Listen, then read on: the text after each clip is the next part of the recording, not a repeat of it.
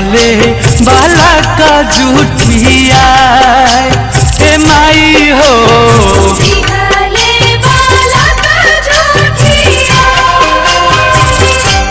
अब कैसे करी माई तोहारो बारातिया पूछाऊ समझ में नया ए माई हो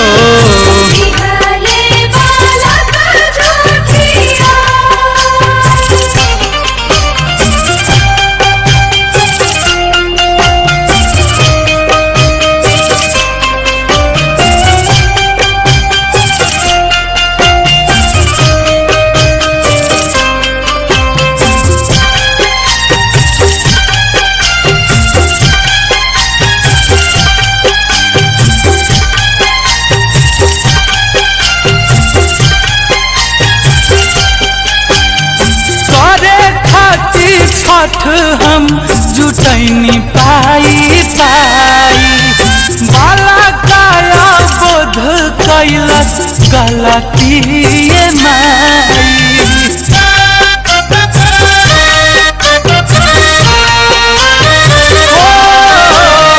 करे खातिर छठ हम जुटैनी पाई पाई बाला काया बोध कैलस गलती माई जाई ता जाई माई के करा दुआरिया लौके न कवनो उपाय माई हो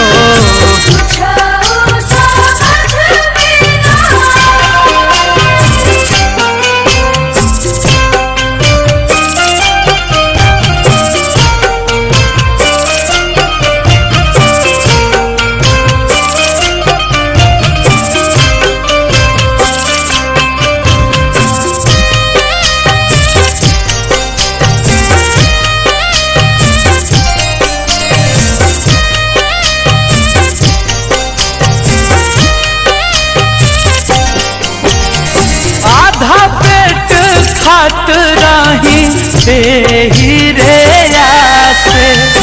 सुत जात रही कब भूखे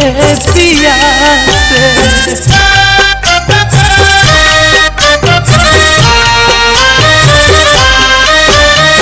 आधा पेट